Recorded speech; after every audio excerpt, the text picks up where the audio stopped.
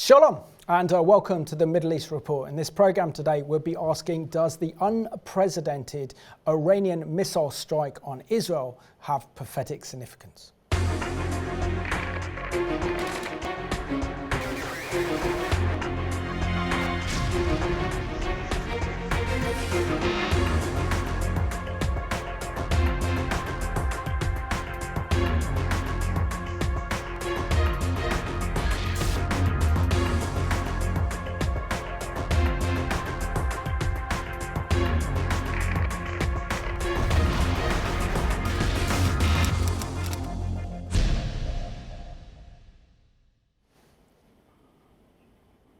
Well, welcome to the programme, and today's special guest needs no introduction. He's from North London. He is Tony Pearce and he heads up Light for the Last Days. Tony, it's an absolute pleasure to see you back on the Middle East Report. Thank you, Simon. It was good to be with you, and God bless you in your wonderful programme. Thank you. And I don't think you could have chosen a more significant week to be on the programme, as we've seen over the last weekend the unprecedented rocket, missile, drone, including ballistic missiles and cruise missiles attack on Israel over the weekend. So we thank you that you're here to share what the scriptures say regarding the end time events that we're living in. But can you remind our viewers of the excellent work that you do and the prophetic updates that you produce really since 1989, and that is that fabulous publication called Light for the Last Days? Okay, thank you, Simon. Well, this is Light for the Last Days, the latest edition, which we've just brought out. And its aim is to really to connect what's happening in the world today with what the Bible says, particularly with reference to the Middle East.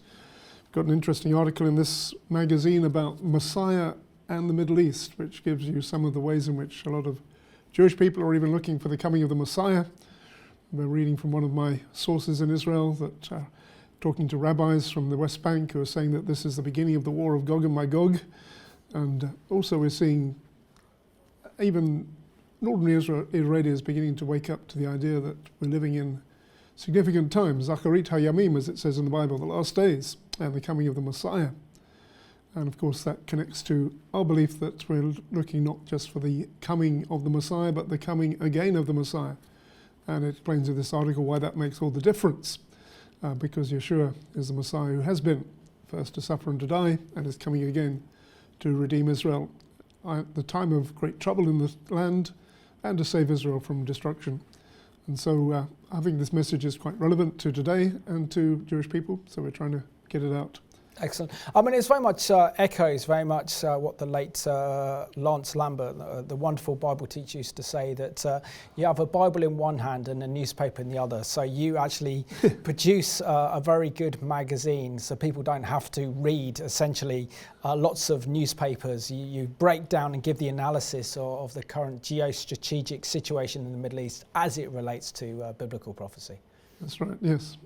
Excellent. Yeah, and we also do the prophecy talks at Bridge Lane Christian Fellowship, where I go through the current events from the last month and put them out on the internet, and that gets a lot of hits and people interested in that as well. So. Excellent. So what do you make of what happened last weekend, Tony, which was unprecedented, the Iranian missile, drone, and also ballistic and cruise missile attack in which the Iranian regime fired from its own soil 350 missiles at Israel?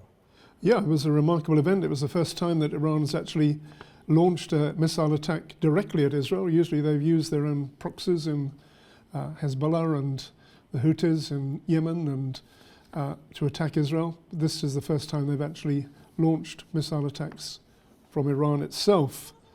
And it was a response, of course, to Israel's attack on the consulate building in Damascus, where they eliminated the General Zahidi and 6 others who are senior Quds military operatives who are supporting the actions against Israel in Lebanon and Syria.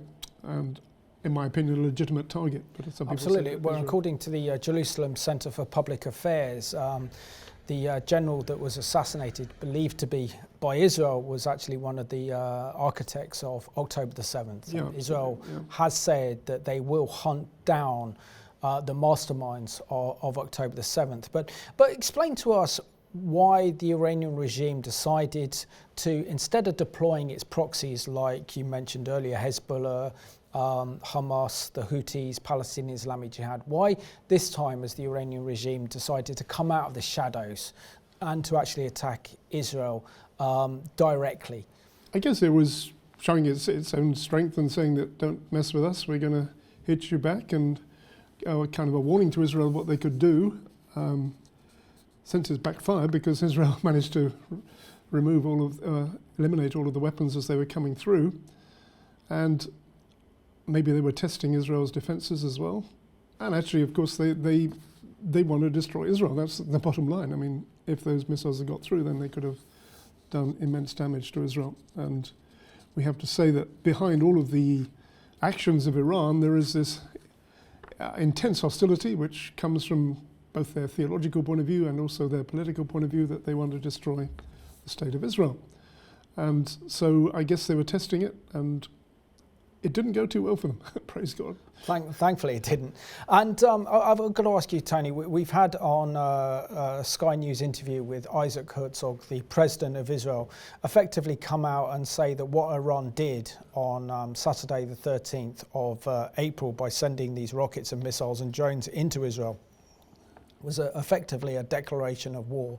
Yes, absolutely. Do you think this would actually then wake up the West to realise how dangerous this Iranian regime is, particularly as we know that the regime is coming close to actually requiring nuclear weapons, which is a total game changer in the Middle East? Yeah, I mean, that's also part of the motivation. I mean, some people said that Iran was actually wanting to delay this because they didn't want an attack from Israel to attack particularly on their nuclear sites, and that some said that Israel may use this as an excuse to attack Iran's nuclear sites, which would have put back their plans for a nuclear bomb. Now they want to have a nuclear bomb so that they can then be, they hope, defended against any attacks from outside.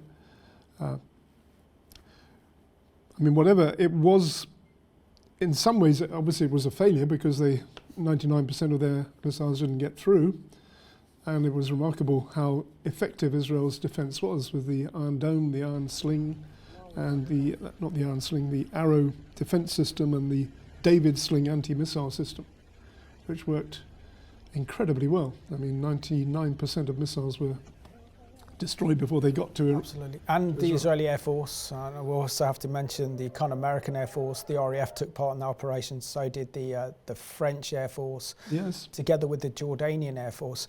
Has it surprised you the kind of response that we've seen from Israel's Arab neighbours? Because we know that the Saudi government took action to try and shoot down many of the rockets and missiles and drones. So did the Jordanians. The Jordanians even sent up their own air force to intercept a lot of these rockets and missiles. And then, of course, we've seen the intervention of the United States and the RAF and also the French as well in trying to protect Israel. That Israel wasn't alone when she was attacked on Saturday, the 13th of April.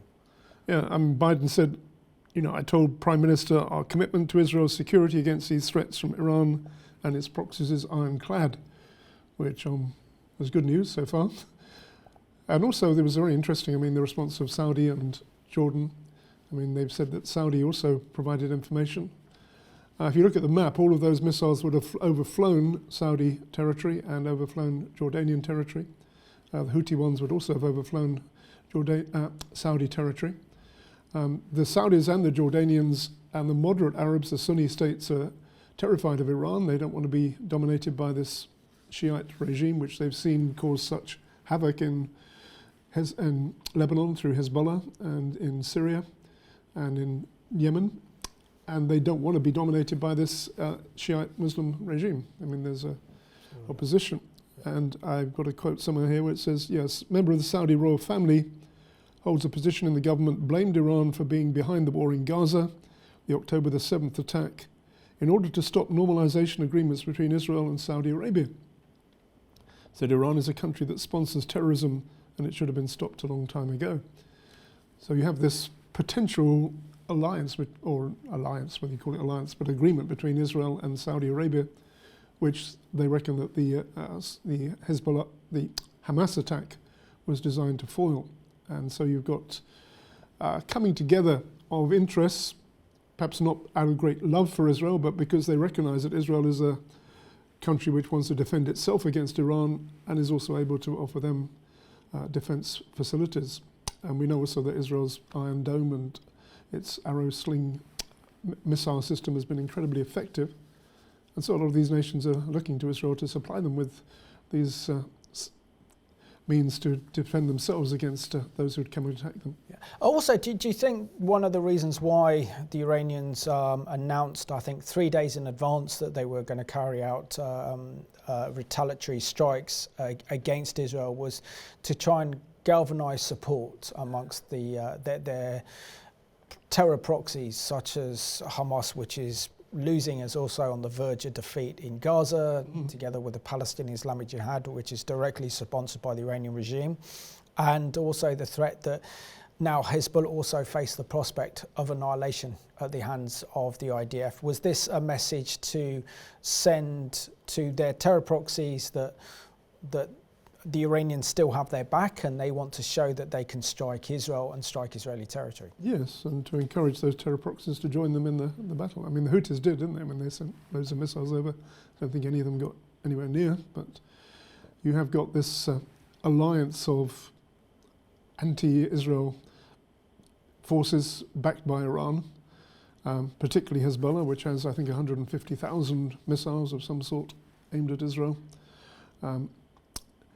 And again, there's issues even within Lebanon, because the Lebanese non-Hezbollah factions are begging Hezbollah not to get involved because they see that if they do, then it could bring absolute disaster upon Lebanon if Israel strikes them back. It would do. I just want to talk about the incredible divine intervention that we saw on Sunday, the 14th of April, in the early hours. The fact is that the Iranians sent over 350 rockets, missiles, drones, cruise missiles and ballistic missiles at Israel.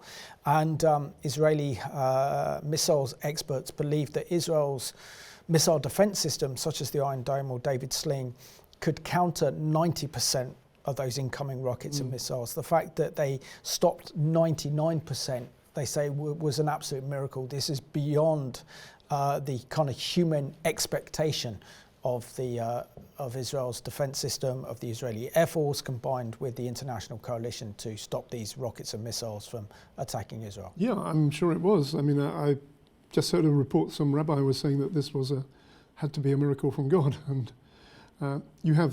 it's interesting also, you got the verse in Ezekiel 39, verse 3, about when the Gog and Magog war comes, that says, I will knock the bow out of your left hand and the arrows out of your right hand. I'm sure that Ezekiel didn't know much about drones and missiles, so God gave him a picture of bows and arrows. But I mean, it's that principle, isn't it, that those things didn't fail. And apparently a large number of the missiles actually did fail to ignite. The Americans, I've got a report that the Americans found out that some of them failed to ignite and failed to reach their targets or get anywhere near their target, not just because of Israel, but just... many of them didn't actually, many of them landed in Iranian territory, causing damage inside Iran. So, Tony, I have to say, how important is it with seeing this incredible divine intervention from the Lord and this hand of protection over Israel? And as the Psalms say, he who watches Israel neither slumber nor sleeps. And we've seen that a literal fulfillment over the weekend. Yes. How important is that Christians continue to pray for the protection of Israel and the Jewish people, because we really did see an incredible answer to prayer over the weekend. Yeah. Yeah, personally, I found it very difficult to slumber and sleep during those nights, and we found ourselves praying for Israel and praying for its defence. And I think that it's a clear call to the nations to pray to God to defend Israel. And when it comes down to it, and Israel is facing a huge enemy who wants to destroy it. I got an interesting little insight because, I mean, in Joel it says, gather the people together, spare your people, O Lord.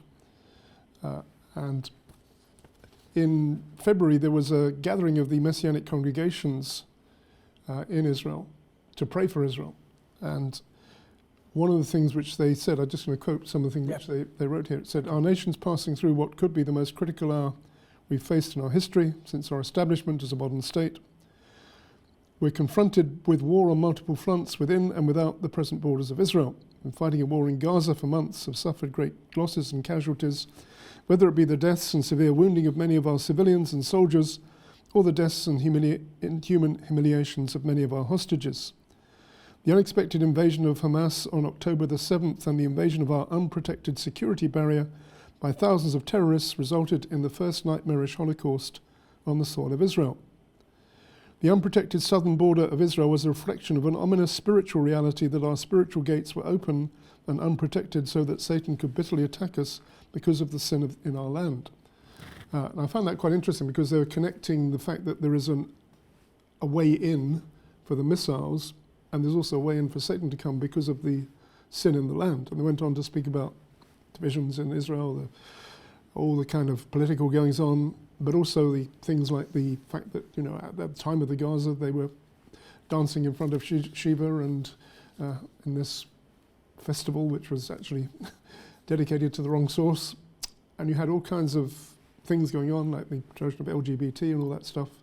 And they had a time of prayer, and they prayed for Israel's defense. And it just struck me that, when this second attack, when the first attack came, Israel had no security. They were just open. When this came, the security was bang on, and it's like God heard the prayer, and you've come to me, and I ask you to protect the borders and protect us. But a connection also because what God wants to do in Israel also is to bring them back to the Lord, and not to trust in their army and their strength, but they do trust in the army and the strength, but to trust beyond that in the God of Israel. Well, I'm sure that many Israeli generals and Israeli kind of missile experts and even the government of Benjamin Netanyahu has to acknowledge that there was divine providence and divine protection over the weekend from these rockets and missiles, despite the fact that Israel's anti-missile technology is more advanced than Iran's missile technology, and Israel is one of the leading nations in terms of missile defense. Having said that, to have a 99% interception rate is just incredible. And sadly, one poor Arab girl was hit, a Bedouin girl was hit by shrapnel. So the casualties could have been in their thousands and caused complete devastation had it not been for the Lord's protection over the weekend. And I think we can also say, has God given them the skill to work out how to use these incredible anti-missile missiles? And the defense system is so unbelievable. It's quite beyond my ability to even understand how it begins to work. And Tony, what do you think of the international pressure that's now being placed upon Israel? For example, Joe Biden said Israel should take the win, and David Cameron, our foreign secretary, echoed the same thing, saying, look, you had a victory over the weekend. The Iranian rockets, missiles, drones had little impact and little damage, and also you've won international support by the international community. So just share with us how Israel's under increasing international pressure now not to respond to what is effectively a declaration of war. Absolutely. The Western allies are encouraging restraint and telling them, as they say, you won a victory through this battle. But a lot of people in Israel feel that that's a kind of compromise, really. And it's like, they want Israel to fight a battle with one hand tied behind their backs. And you have the same thing with the whole situation with Gaza and the continued efforts for ceasefire, and the proposal that as a result of this war in Gaza, you should then have a Palestinian state with PA, Palestinian Authority, plus Hamas running the show, which Israel says is a no-starter. So basically the Western allies are trying to hedge their bets, really. Biden especially, he's got to appease both the pro-Israel Americans and also the anti-Israel faction within his own party. But Amir Safati, he said, on one of his things, he said, if Israel does not respond, it will appear weak. The Iranian Revolutionary Guard attacked with hundreds of ballistic missiles, etc. Israel's lack of response to this attack will bring disaster upon us in the future, encourage opposition to prepare for an unannounced attack, which will penetrate the air defences and cause huge damage to Israel. And as far as I can see, the Israelis are preparing for war. And Benny Gantz said that there's going to be a response. We will make a response in our time and at our choosing. And I got a report through today It said the IDF is recruiting 2 reserves brigades to Gaza. They're bringing forward the operation in Rafah from the originally planned date. Security source said the answer that Hamas gave to the mediators is so unequivocally against a deal and brings the operation in Rafah closer by giant steps. So they're moving forward to finish the job in Gaza. Then it said reports that the IDF presented to Prime Minister Netanyahu and his members in the war cabinet a plan for an attack in Iran, an attack whose results will be difficult for the Iranians and will make the terrorist regime understand that they're advised not to mess with Israel. It goes on to say, we can seriously damage the depth of Iran. The Iranian defense will not be able to defeat us, and the Iranian regime will understand the power of the IDF and the power of the State of Israel. The attack is necessary to deter our enemies so that they understand that those who try to harm Israel will find themselves in a very difficult position. So there seems to be some confidence in the defense system that they can handle an attack on Iran, and presumably what would come back at them. So it seems to me that they're not going to pay attention to the pressure from Biden and from the West, but they will do what they believe is right to do in a time of their choosing, which may be soon or later.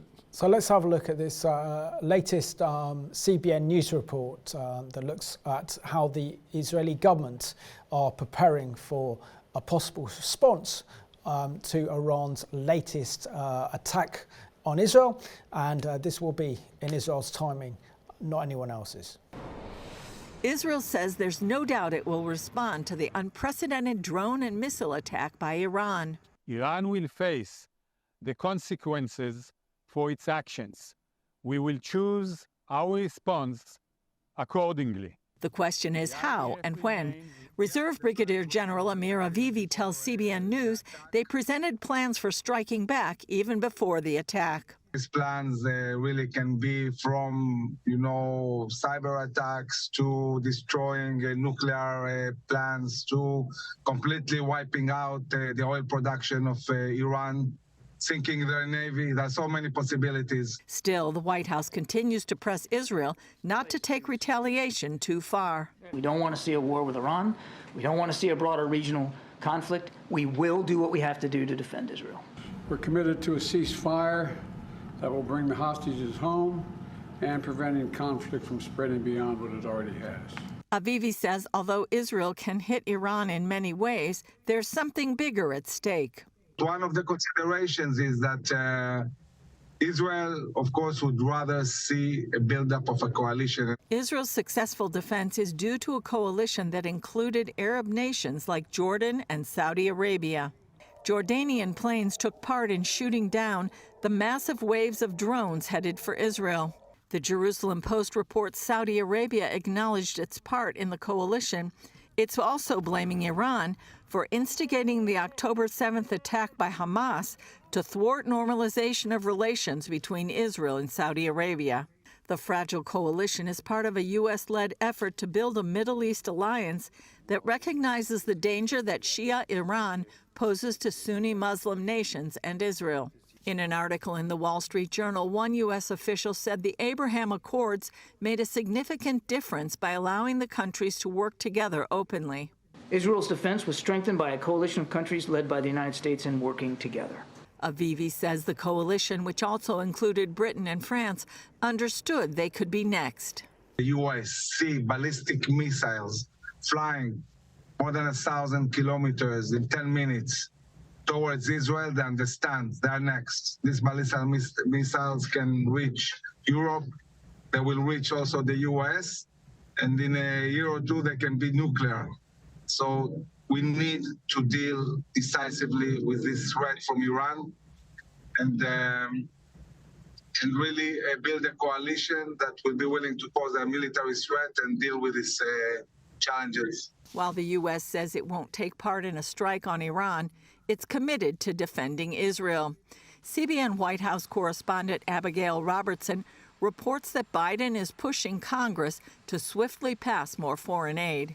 The White House called Iran's attack, which caused virtually no damage, a spectacular and embarrassing failure, although it also made clear Iran's intent to cause destruction in Israel.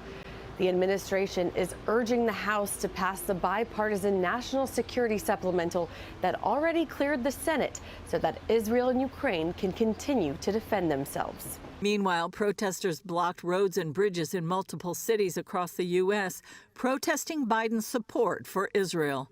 Julie Stahl, CBN News, Jerusalem.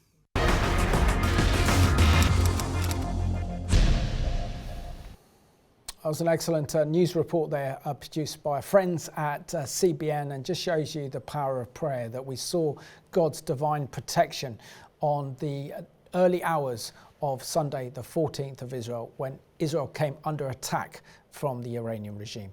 I have to ask you, Tony, really about what your thoughts are in terms of the American response. On the one hand, we're having Joe Biden and the US administration attacking Israel for its war against Hamas in Gaza, particularly after Israel's forces, the IDF, want to go into Rafah to root out the remaining members of Hamas, terrorist organization that carried out October the 7th, as well as Palestinian Islamic Jihad.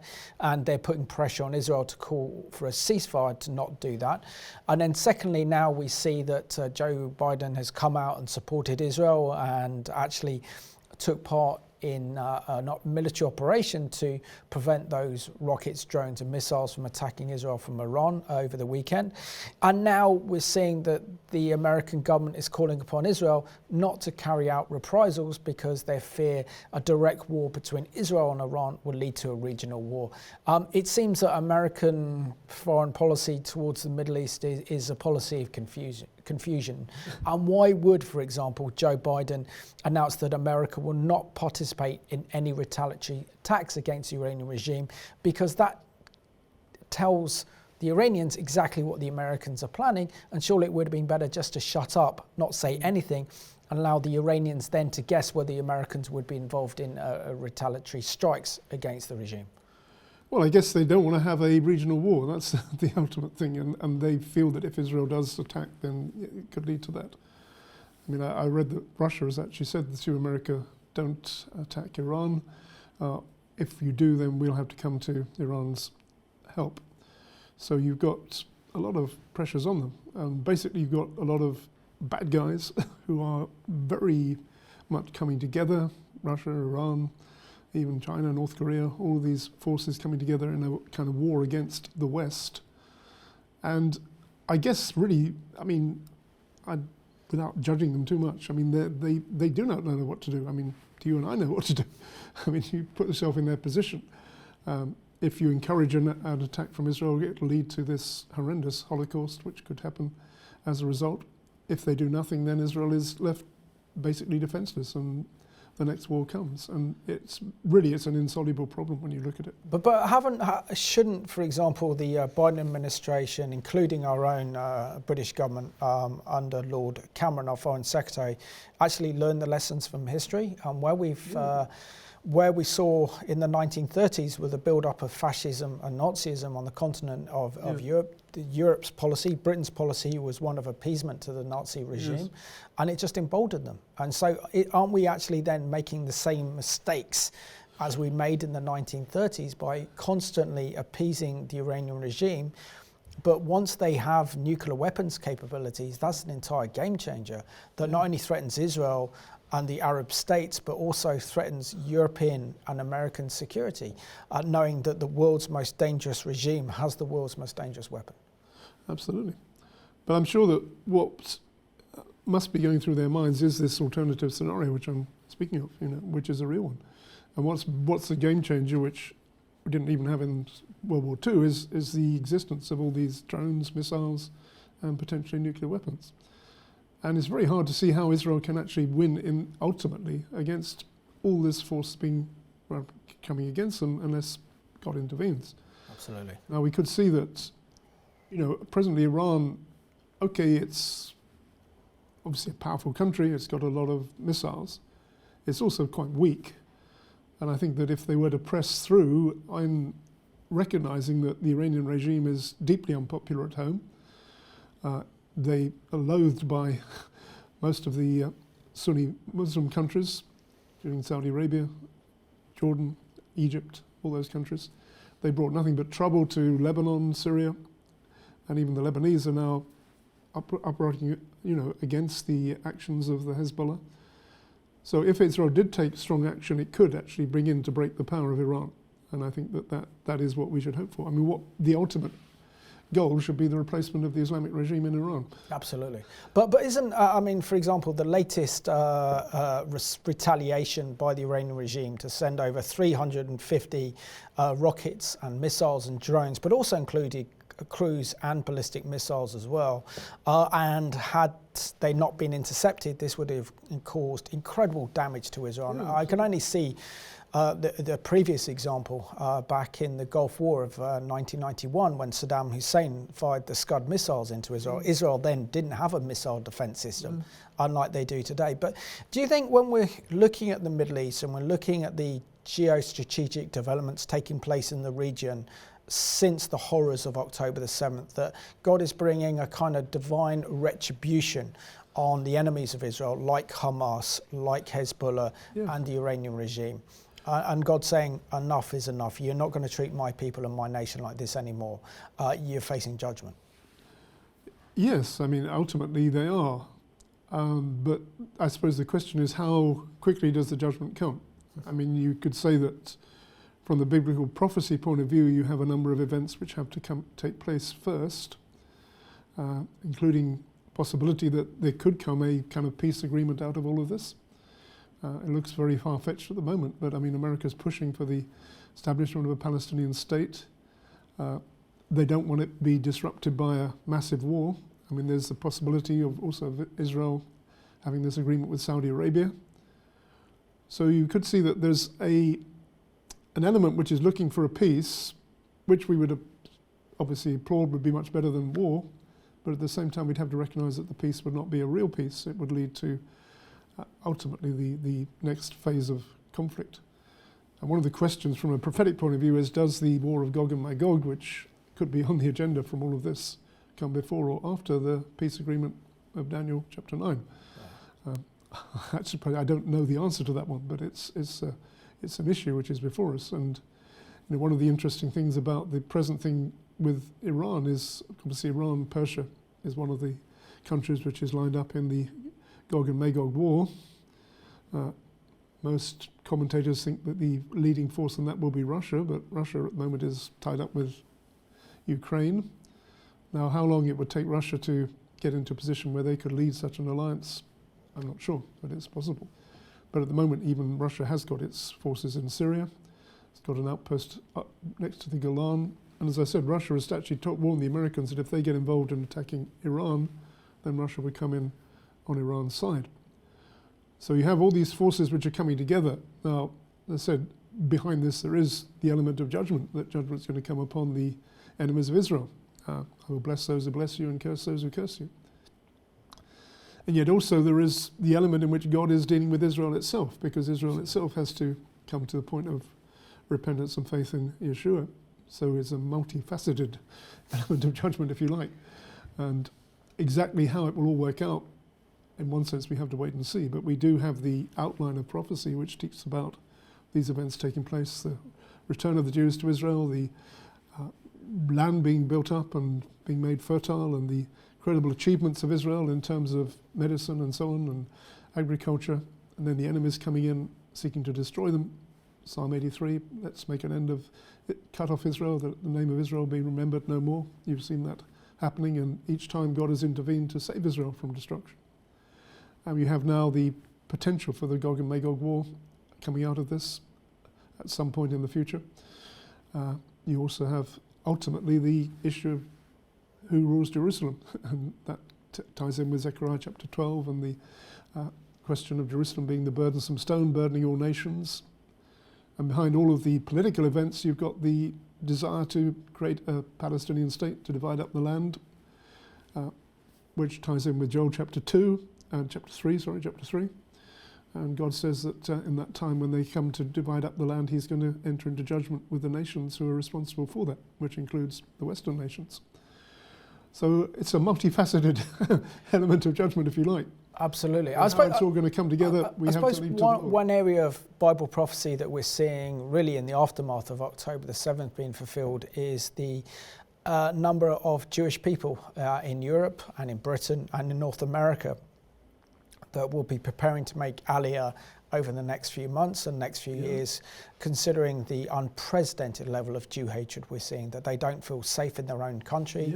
Jewish people are being openly attacked on social media, and also the Community Security Trust, as reported in their latest annual report, that the latest levels of Jew hate, recorded instances of Jew hatred, are at record levels, almost a 500% increase since October the 7th. And knowing that there is a huge amount of fear and anxiety amongst British Jews, and now also in Canada and the United States, the question is, and many of them are actually thinking this and preparing their Aliyah papers, is, are we going to see a huge influx of Jewish people making Aliyah to Israel in fulfillment of biblical prophecy? Yes, that's another potential coming out of it. We are, as you say, there's a huge amount of anti-Semitism which is manifesting itself. I mean, we run a church in Golders Green, and we have Jewish friends who are frankly terrified of what's taking place and fearful of this alliance of Islamists and far left and even some far right people who are just blaming Israel for all the trouble and saying that we've got to get not just Israel but also the Jews who are here in our midst. That could be causing them to want to go to Israel. On the other hand, obviously going to Israel is not a very safe option itself either. So you have and again, a kind of conflict of interest there of potential. But I think that obviously the scriptures do speak about a return of the Jews to the land of Israel, and that he that keepeth Israel neither slumbers nor sleeps, and he will keep them and preserve them in the land. But we are facing, a great danger, and of course this anti-Semitism and the anti-Israel spirit is going to bring judgment upon the Western nations, and including our own. And you've got these weekly rallies in London of people going through the streets saying, from the river to the sea, Palestine will be free, which means Palestine will be free from Jews and from Israel, and that they'll set up a Palestinian state, or more likely they'll set up a total ruin if they had their way. So you have this movement towards a destruction of Israel. Absolutely. But also, isn't it, I mean, for example, with the Islamists using the Palestinian cause as a kind of rallying call for a greater kind of Islamization or an Islamic takeover to kind of mobilize the Muslim community to take action. I think that's what we've seen across Europe, and we've seen that also in the United States and here as well, because we know that if our government and the West doesn't confront the rise of Jew hatred, then of course, and protect Israel, then of course the same principalities and spirits also come after the West as well. Absolutely. I mean, one of the interesting reports I've just got through is from concerning a top secret letter of intelligence of the Organization of the Islamic Revolutionary Guard Corps, launching an economic blockade across 4 continents in solidarity with Palestinians, inciting destruction to society, promoting the breaking of the law. And I saw a video about it, and they're encouraging people to take action against the capitalist system, against NATO, against Europe, and bringing together the far left and the Islamists, who in the natural would not be allies, but they're coming together because of their hatred of Israel and also their desire to overthrow Western governments. And so you've got this campaign, which is, I mean, they said it was launched actually on yesterday, or was it Monday? Monday, I think, yes. They were going to take action. I did read about actions they took in America to block bridges and to try and stop the system from flowing. And they're seeing the Houthis firing these missiles into the Red Sea as another sign of bringing down the capitalist system, not just going down Israel, and the trading system, world trading system. And what they're going to put in its place, I have no idea what they're thinking of, but this is the movement, and behind this obviously is a satanic, not just anti-Israel, but anti-Western civilization, and also replacement of it, from particularly anti-Christian as well, replacement with either an Islamic dictatorship or a far-left communist kind of setup. And Tony, if we go back to sharing your thoughts, I mean, I have my own thoughts on the coming Ezekiel 38, 39 war. Yes. I mean, looking at it at the moment, and when you kind of study the scriptures very clearly, it says that Israel's living in a time of peace and safety, has no borders, and it's a surprise attack that takes place, that Israel's not expecting it. And if we look at, like, for example, the Russian forces now, about a third of the Russian forces have been taken out in Ukraine. We know that Russian military technology, Iranian military technology is no match for Israel's military technology. And so therefore that would take the element of surprise, but at the same time, we're also seeing the major actors coming into play. As you mentioned, the Russians are backing backed Assad's regime. There's a huge Russian presence in Syria, close to the Golan Heights, as well as an Iranian presence. Also, we know that Putin protected Bashar al-Assad's regime from collapsing and being taken over, and he's promised to do the same for the Iranian regime. But how much he'll be able to take on a coalition faced with Israel and also the United States as well, military might and power, that's another question. But so explain to us where you think we are in relation to Ezekiel 37 and 38. Yeah, that's one of the big questions. I mean, the thing you mentioned about, I will go to a peaceful people who dwell safely, all of them dwelling without walls, having neither bars nor gates. So that's certainly not Israel at the present time. Although someone did say that the word actually says about them dwelling peaceably in the AV, it doesn't use the word shalom, it uses the word betach, which means with security. So you could say that Israel has a security system to defend itself. So that, kind of fudging the issue a little bit, but it could mean that Israel could be moving towards this event sooner rather than later. The other issue about Russia's involvement with Ukraine, obviously Russia's army has not done very well against Ukraine. Could it salvage itself and come against Israel? Unlikely at the present time, because Israel's got that massive defence. But doesn't that also show the danger? I love Bible prophecy. I've been interested in Bible prophecy ever since a teenager. But when you actually then look at the scriptures themselves, the danger is interpreting the prophetic word of God in light of current events, and then finding out that events surpass obviously when current events go on, and then see that this doesn't actually align with Bible prophecy. And then we put our own interpretation into those prophetic scriptures and come to our own conclusions. So isn't it imperative that we really just read what the word says and then see how things are developing geostrategically in the Middle East and seeing that fulfillment of prophecy where we see it? Yeah, absolutely. I mean, you have a build-up of an alliance which includes Russia, Persia, possibly Turkey, Tagama, some North African states which don't seem to fit in at the present time, but whether they could come into play, we can see, coming against Israel. You also have the Sheba and Dedan who speak against this alliance. Now, Sheba and Dedan generally are believed to be the area of the Arabian Peninsula, who seem to be coming more towards a sympathetic to Israel point of view. Now, how far we are off from this, again, it's a big question which we can't give an answer to. But you can say that what you can see happening in the Middle East is an alliance building up against Israel, an alliance for Israel, but it's not that strong, so it could weaken. And it seems that when the army comes against Israel in Gog and Magog, they say, "What are you doing?" but they don't actually do anything. It's only God who then defends Israel when the attack actually comes. It points as a question where, ultimately it's God who's going to save Israel, not either the US or its own defense system. But can't you actually see that we can see correlations, for example, in what happened over the weekend with this incredible divine protection of Israel when the Iranian regime fired these rockets, missiles and drones at Israel, and also the divine protection of Israel during that Ezekiel 38 and 39 war? Yeah, absolutely. Yeah, I mean, he that keepeth Israel neither slumbers nor sleeps.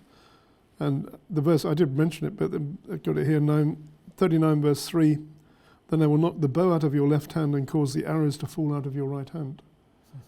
As I said, Ezekiel wouldn't have known about drones and missiles, but he does know about bows and arrows, so God uses just a a picture, if you like, of what this could mean. And what we see is that somehow God has given Israel the ability to knock out these missiles.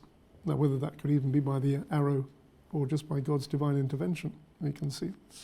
But God is going to overrule in these events. Now, if I look at all this, in fact, on Friday night before this happened, I talked to my wife and said, Israel actually could be destroyed. She said, well, he can't because it's in the prophecies. I said, well, I'm only just speculating from a natural point of view. If you look at all that's coming against Israel, you look at the potential for its enemies and the potential even for Israel to lose a large amount of its population, you could say, well, it could be moving towards the end of Israel. Then if you look at what the Bible says, somehow Israel has to be there, and it has to be there for the second coming of Jesus. And if all these things are pointing us towards the return of the Lord, and the Lord's going to come and save Israel, and then set up his messianic kingdom from Jerusalem with restored Israel and a restored temple and all that stuff, then there has to be a Jewish state or a Jewish presence in Israel until the coming of the Lord. So that gives you some assurance that even though these enemies are coming against them, and even though there is this power, we can't work out all the details of how it's going to work out, but we can see that it is moving towards the climax of the age, which will be the second coming of Jesus. And the other point is that it does speak about a time of trouble.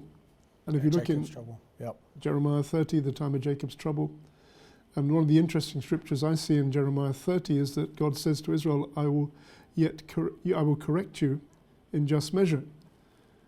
And therefore, through this time of trouble, God's wanting to correct something in Israel, something which Israel's got wrong, something which the Jewish people worldwide have got wrong. So what is the main thing which God wants to correct? It's the identity of the Messiah. And through these things, it says that God, in Zechariah, says, I'll pour out my spirit upon them, and they will look upon me whom they have pierced, and mourn for him as for an only son. So the ultimate goal is the revelation of Yeshua, Jesus as the Messiah, and the preservation of Israel as a people and the Jewish people in the land. And that it's up to God to do that. I mean, we can marvel at Israel's technology, but ultimately it is God who is going to save Israel. Absolutely. But also with this theological understanding of God's plans and purposes in the Bible comes a responsibility, doesn't it, on behalf of believers. It's not enough to know what the scriptures say about Israel and to confront the evil that is church replacement theology, but actually to practically show that love and support in Israel, especially at this very dangerous and precarious time. So please share with us how our viewers should respond to the threats that Israel is currently facing. Praying, yes, but also showing that practical love and support. Yeah, well, I mean, we can support Israel financially, help some of the organizations. We give a donation to a Jewish group which is helping wounded soldiers, Beit Halachem, and had them to speak at our fellowship, which was very good. We can also, obviously, as well as pray, we can support Israel publicly. I mean, you can have opportunities to speak on some social media and also to stand with Israel as we're able to. And also to even rebuke our government when they're doing things which are contrary to the interests of Israel.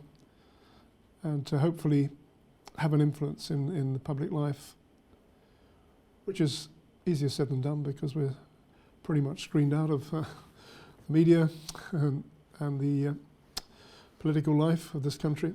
Absolutely, and your fellowship, Tony, is in the very heart of the British Jewish community in Golders Green, because you're very close there to Temple Fortune. And just share with us as a church the way that you've reached out to the Jewish people. So as my Jewish friends that are often on the Middle East Report talk about your support and your church fellowship support of the Jewish community there. Just show how important it is to really reach out to the Jewish community at this time, to show them that love and support and to reassure them they're not alone and they have our support and backing at this very dangerous time, particularly in this climate of Jew hatred where Jewish people are being targeted. Yes, I mean we try to reach out to them. We when October the 7th happened, we produced a little leaflet which I produced saying support to our Jewish friends and neighbours, and that was very well received. And we just spoke about the concern about anti-Semitism and how we should stand with Israel.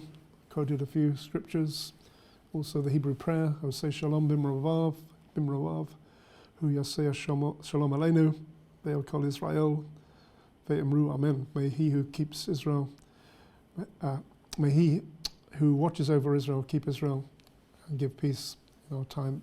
Amen. And we put on meetings. I think we're talking about Sharon, who's been to us. We put on meetings in the fellowship to help support Israel and to get the message out. Got another one coming on, I think it's May the 5th. We're having actually an Israeli group coming over, Messianic Jews singing and raising support for Israel. That'll be at 6:30 at the bridge on May the 5th. That's a Sunday evening. So anyone's welcome to come along to that. Tony, how important is it that the Christians have a biblical understanding of the prophetic scriptures regarding God's plans and purposes for Israel, but also at the same time understand what's happening in the news, follow the news and the development, have a historical understanding of Israel, the Middle East, so that they can bring both the Bible and current events together as it relates to Israel and the Jewish people? Well, it's important to do both. I mean, I think we have to keep abreast with what's going on, and you won't get all the information from the BBC for sure. So there's a lot of good organisations like the Jewish News Syndicate, which I get information from. Amir Tsafadi gives out a lot of interesting stuff from Israel, and keep abreast of what's happening, but also rooted in the Bible. I mean, I became a Christian back in 1970, having in 1967 I was made of a sort of atheist and a Marxist basically, but I was terribly interested in what's happening in Israel. And I knew that in the build-up to the Six-Day War there was something significant happening. And then I became a Christian in 1970, and I read my Bible and I saw, hey, what I was thinking about the importance of Israel in 1967 matches up with what the Bible says. There's going to be a return of the Jews to Israel, there's going to be a lot of trouble in Israel, and there's going to be a return then of Jesus the Messiah. And over the years I've studied this subject and seen the connection with going back to the covenant with Abraham, and how God gave a promise to Abraham to have the covenant deeds of ownership of the promised land and also a multitude of descendants, and just how that has been fulfilled in history, and prophecies concerning the scattering and the restoration of Israel, just how they've taken place in history. And also it ties in with Jesus' own words about Jerusalem being trodden down with the Gentiles until the times of the Gentiles are fulfilled, and the prospect of this event taking place which will lead up to the second coming of Jesus. Jesus is the one who brings it all together, because the reason for the scattering actually was non-recognition or rejection of Jesus by the majority. Bringing him into the picture tells us that the return is going to have something to do with recognizing and accepting Jesus as the Messiah. And his eventual goal, God's eventual goal, is that Jerusalem should be the capital of the world as Jesus reigns and brings peace and justice to the world after the second coming. Yeah, for those who believe in church replacement theology, Jesus, if they do believe in the return of Jesus at all, he's certainly not returning to London or New York or Paris, but to Jerusalem. Absolutely. But it's so important as well that we also educate ourselves regarding the situation that Israel faces in the Middle East. And thanks to our friends at the Israeli Defense Force, the IDF, they produced this excellent video talking about Iran's proxies. To understand how Israel was attacked last weekend, we need to see this excellent video, but also be showing you some of the cruise missiles that landed in Israel over the weekend. Who is the world's biggest sponsor of terrorism? Iran. Over the past 4 decades, Iran has exerted its power and continues strengthening its proxies. Hezbollah, the Houthis, Hamas, and many corrupt regimes like in Syria and Venezuela, among others. Iran's axis of terror primarily operates through weapon and financial distribution. They fund Hezbollah with over $700 million a year, while also providing them with an assortment of weapons and missiles. Similarly, in Yemen, Iran has provided the Houthi terrorist group there with an assortment of Iranian UAVs, anti-tank guided missiles, and ballistic and cruise missiles, among other weapons. Iran recently increased Hamas's annual funding to $100 million, in addition to training Hamas terrorists. In recent years, Iran and Hamas have increased their partnership substantially, increasing Iran's internal involvement inside Gaza. Iran also heavily funds and supports the terrorist regime of Bashar al-Assad in Syria, providing them with training and weapons, and sending their own IRGC forces to fight in the Syrian civil war, to maintain Assad's regime in power and secure a safe route to smuggle weapons into Lebanon and access the Mediterranean Sea. Iran has even expanded their access to South America, gaining access to the extensive Latin American drug trade network in order to fund their global terrorism, as well as having a friendly base of operation across the globe. Now, they are showing their real face, the architects of global terrorism. What you're seeing behind me is just a fragment of a long-range Iranian ballistic missile carrying over 400 kilograms of explosive that was fired at Israel last Saturday night. Iran launched over 120 ballistic missiles on Saturday night, targeting Israeli civilians and IDF bases. It is only thanks to the precise defensive operation of the IDF and the seamless cooperation with our international partners that we were able to intercept 99% of Iran's launches, among them over 170 explosive UAVs and 30 cruise missiles. We remain prepared for any future threats we might face, and we will not allow for Iran's disregard for human life to affect our people or the security of the Middle East.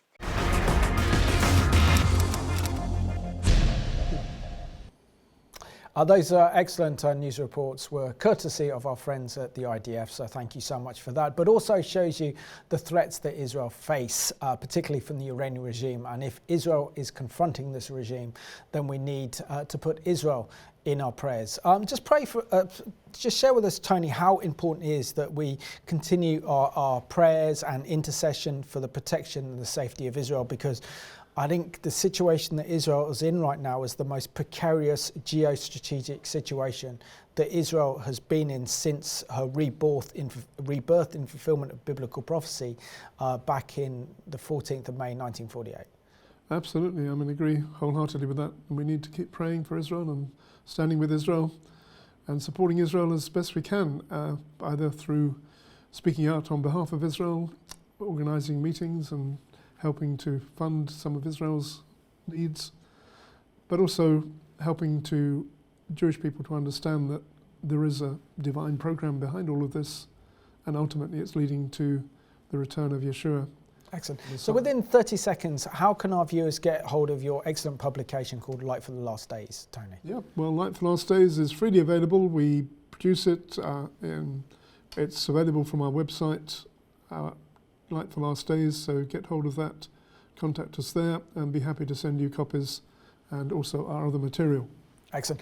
Tony, thank you so much for being my special guest for this week's edition of the Middle East Report. You've done a great job. Thank you. Thank you, Simon.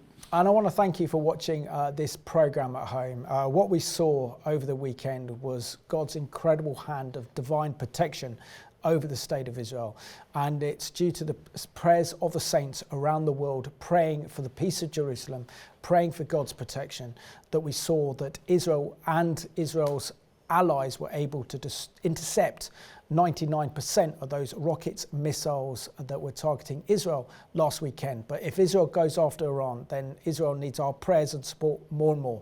So thank you for watching this week's edition of the Middle East Report.